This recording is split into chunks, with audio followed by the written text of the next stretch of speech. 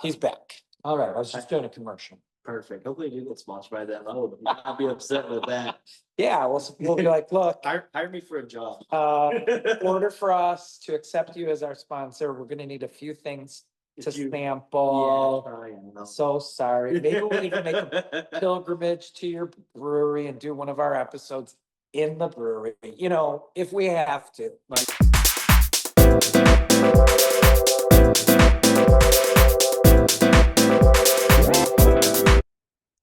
Hi, everybody. Welcome to Alizarin Cafe. And today we are on site at a special place known as Moose Tree here in Lake Orion, Michigan. I'm Eugene Clark, your host, and I have a very special guest, the one, the talented Simon Falkenburg. Falkenburg.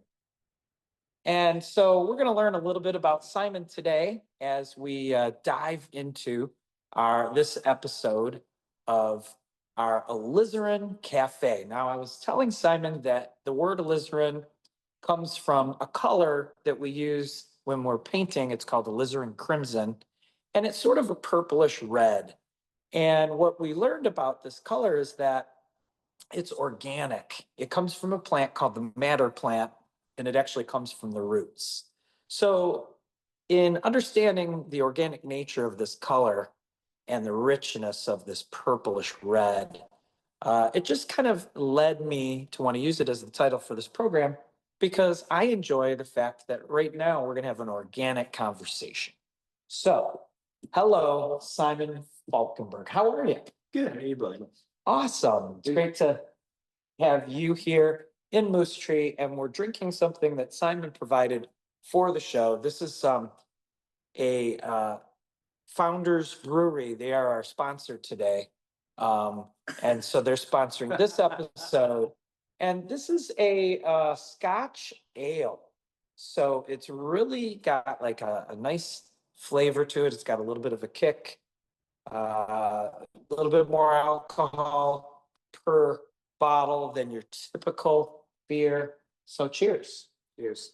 Cheers. So, you know, you and I met at the Atelier in Royal Oak when I was teaching an anatomy class, an artistic anatomy class, and you were one of the students in that class. And it went for about 6 months. It was about a 6-month class.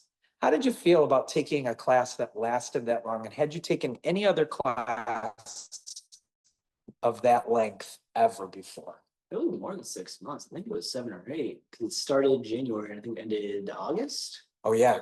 I got to do better. That's why I went into art. Because numbers are not a thing. Yeah, numbers are not my thing. So it went a little bit longer than 6 months, but had you taken any classes of that duration before? Not in art, no. Okay, so how did it feel to submerge yourself in a class like artistic anatomy and have that length of time to really, you know, sort of hone in on the subject matter? It was great. I mean, it was such a work on you. It was like it's smaller sections, smaller classrooms, a lot more one-on-one time. It kind of, we saw today is like people that want to get more, they want to scrape out more. They come ask questions, they work on things, they show you things. It's getting that opportunity is what I like with classes like this.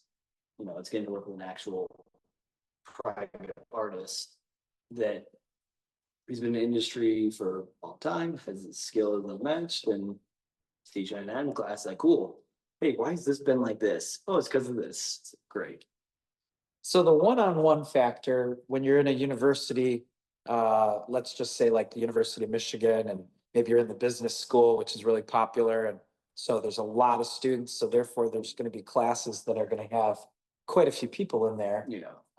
You know, not 10 or 12 people, but probably maybe more like 50 or more people. You're not really going to have access to the professor in the same way. So that it was appealing to you. Oh, massively. I mean, I'll drink to that.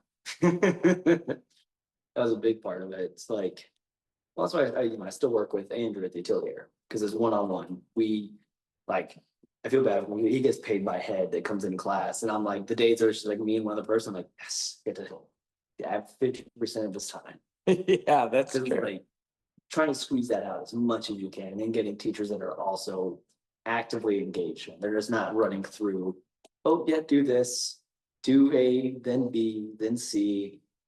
You know, when I come at it with a weird question, you know, like we were talking about the hand today, and stuff like that. Like trying to figure out the fingers, the depth, and all. So like, oh no, don't even bother with that. Do this.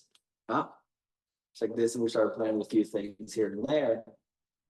And it's like it led to that sketch you did, like of a non-existent live model, and then cutting the Cross section. cross section. It was like that cleared up so many things for me that I didn't even know I was going to learn something.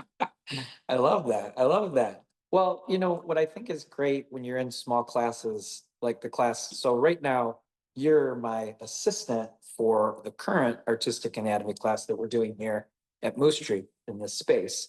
And having you here after being in the previous class, it really is comforting for me to think that any of the students that go over to because they have a question, I know that you're going to be able to give them great information because you've been through all this.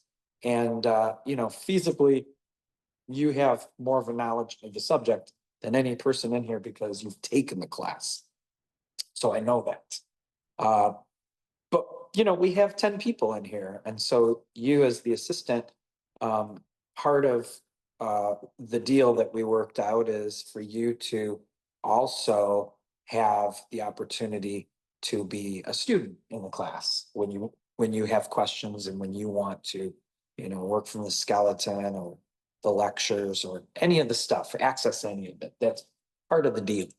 And so it's great to, like you said, have conversations off the cuff when something pops into your head that you're working on. Because you said today I'm going to tackle hands. So you started doing it. We found some paper, a big piece of paper, and you just jumped in and you started drawing all different views. And luckily, our good friend Diane was holding her hand in all the different positions. And, for those of you that are our viewers, one of the things that we love to talk about in a learning process, if you want to learn about drawing, is your hand is a great subject matter if you're trying to do representational work. So, I remember being given that as something to think about when I was in middle school. The local high school teacher that my mom took my sketchbook over to, and he's like, I like all your cartoons, but have you ever tried drawing something from life? And I'm like, no. And then he said, well, draw your hand. And it was the perfect antidote for giving me a complex subject matter that wasn't, like something like your face, which is a whole nother thing. But your hand could be so expressive. Would you agree with that? Oh yeah, I mean, it's always something you have there too. Like we were talking about earlier. Like when I'm looking at something, I'm like looking at the form, like, okay, so that's the muscle they're looking over here. Okay, that's why I have like that's bent here. That's why that's flexed. It's like it's that thing that not freaked me out. It was weird when I first moved here, born in Michigan. It was like, yeah, so we're right here. Like, what the fuck do you mean? I'm not on your hands. Yes, we've got our own map of the Lower Peninsula.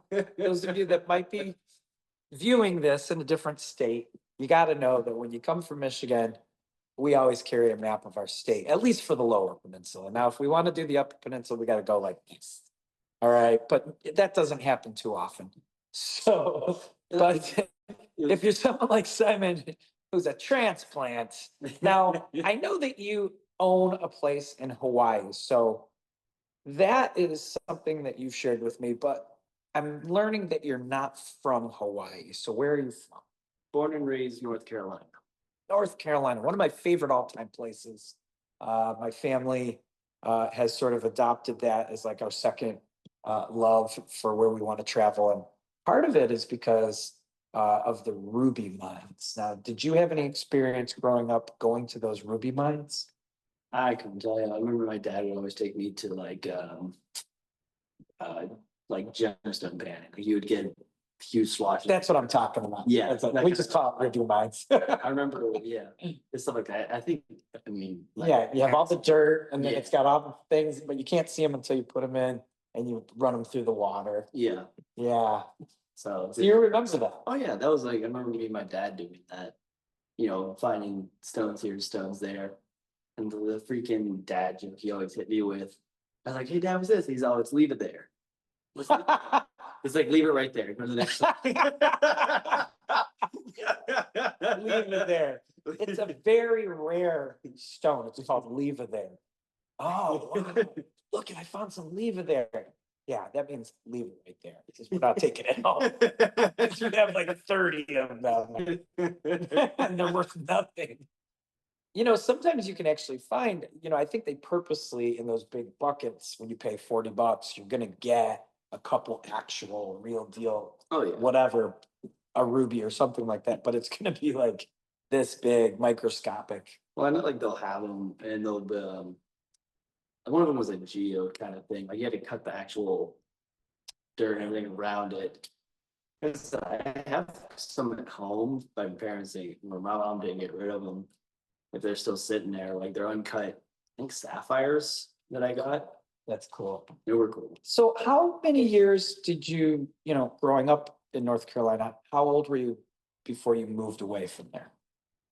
I was 18. Okay, Yeah, that's So when you I spent- enlisted in the Marine Corps. gotcha. I'm gonna grab a second one. So- real quick. Yeah, so as Simon is grabbing another Scotch ale from Founders Brewery, we're just going to get a little plug to our sponsor. Founders Brewery, one of the greatest Michigan microbreweries, or what you would call an independent brewery in Michigan. It's a favorite by many people, and you can find Founders throughout the state when you're shopping at one of your favorite places to get beverages. Ah, he's back. All right, I was just doing a commercial. Perfect. Hopefully you get sponsored by them. I'll be upset with that. Yeah, we'll be like, look, Hire me for a job. order for us to accept you as our sponsor. We're gonna need a few things to If you- sample. Yeah, I know. So sorry. Maybe we'll even make a pilgrimage to your brewery and do one of our episodes in the brewery, if we have to. My joke is always, anytime someone asks me like how I enjoy my job, like, oh, I enjoy it. You gonna be here for a while until I get an offer for, whiskey tasting and being an artist. I like how you put those two things together. Yeah, Whiskey tasting and being an artist, because you can't have one without the other. I don't know. Well, it just makes it more fun. It makes it way more fun. That's why, so we just taught the class, not even like 40 minutes ago. So everybody was in this room and it was crowded and we were drawing the skeleton. We're doing the rib cage today from the side view and the back view. And then everybody hightails it out, and this is the afterglow.